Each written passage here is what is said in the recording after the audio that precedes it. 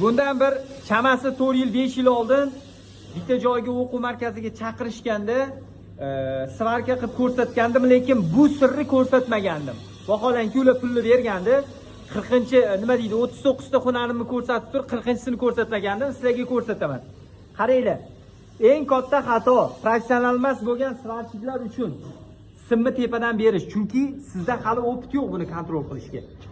Mana bu prixvat bergan joylar yondan simni berasiz. Mana yondan bu yoqdan oling, ko'rasiz. Mana simni mana shundoq svarka qilasizlar. Simni mana shundoq berib borasizlar. Mana shundoq. Pastdan berib bo'lmaydi. Mana pastdan berib bo'lmaydi. Mumkin emas.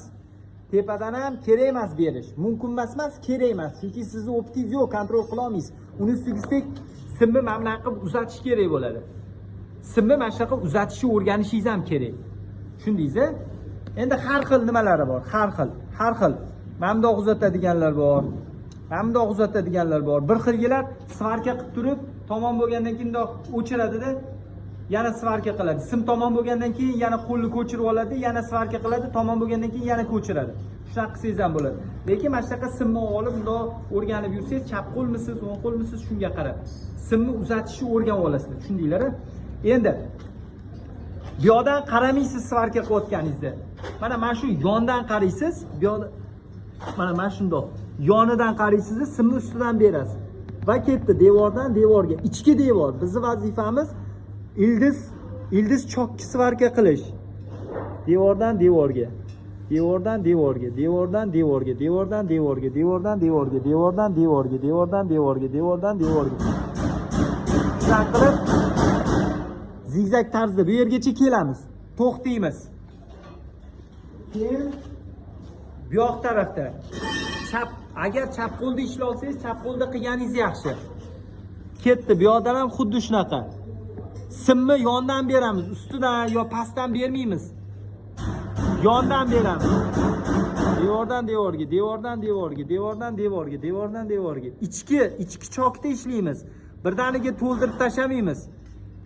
Chok ildiz chokki svarka qilamiz, ya'ni shof, ko'ring. Yarmigacha olib kelamiz. Bo'ldi. Bu bizni asosiy tegini svarka qilishimiz kerak-da.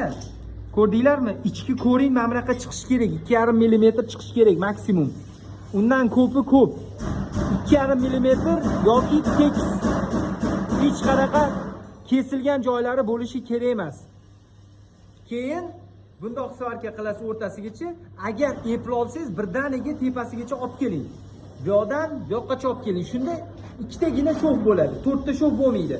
Chunki ish jarayonida unga ham yopishadi. Endi biz chok ildiz shofi qilayotganimizni hisobiga uzib svarka qilsak bo'ladi. Bu normal. Lekin yuzasini svarka qilayotganingizda, yuzasini oblitsovka deydi. Boshladingizmi, bu yoqqacha olib kelishingiz kerak.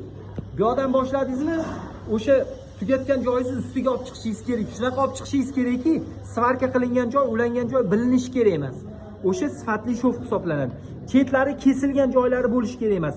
Naqsh chiroyli bo'lishi kerak. 3 ta etap bo'ladi. Ildiz chok, to'ldirilish, ya'ni zaполнение, keyin oblitsovka. Endi oblitsovkalarni bu yerda shogirdlar qilgani uchun ahamiyat bermaysizlar. 3 ta prinsip bo'yicha svarka qilamiz. Ko'ring, zaполнение, oblitsovka. Tushundinglar-a? Bu 3 ta prinsip. Mana shu 3 ta prinsip bo'yicha svarka qilsanglar, ekzamindan inshaalloh o'tasizlar. Shoshilmanglar. Kimdir 10 ta shof qilsin, sizlar bitta shof qilguncha. Zato sifatli qiling. 10 ta sifatsiz qilgandan ko'ra bitta sifatli qilgan yaxshi.